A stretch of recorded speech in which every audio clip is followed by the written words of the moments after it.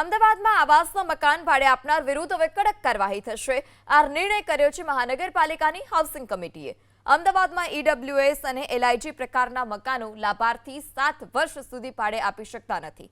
Housing વિભાગના અધિકારીઓના surprise ચેકિંગમાં જો આ પ્રકારના આવાસમાં મકાનમાં ભાડુઆત રહેતા જણાશે તો મકાન માલિક વિરુદ્ધ કાર્યવાહી કરવામાં આવશે।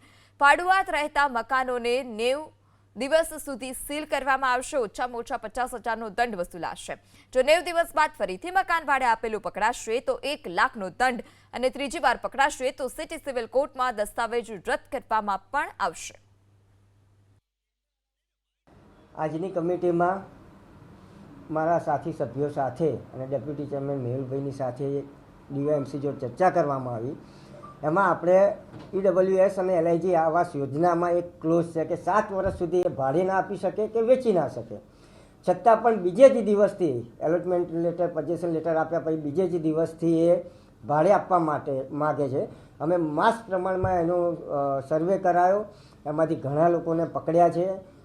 એના ઉપરથી એવો નિર્ણય આજે કરવામાં આવ્યો છે કે હવે આવા જે વ્યક્તિઓ છે જે મકાન માલિક છે એ પોતે રહેતો નથી અને બીજાને ભાડે આપે છે, તો અમે પહેલીવાર જો પકડાય, અમારા અધિકારીઓ ગયા અને પ્રૂવ થાય કે આ ભાડે રહે છે તો એને પહેલીવાર પકડાય એને 50,000 રૂપિયા દંડ અને 90 દિવસ પછી જ એ છોડીશું એવો એક નિર્ણય કરાયો છે।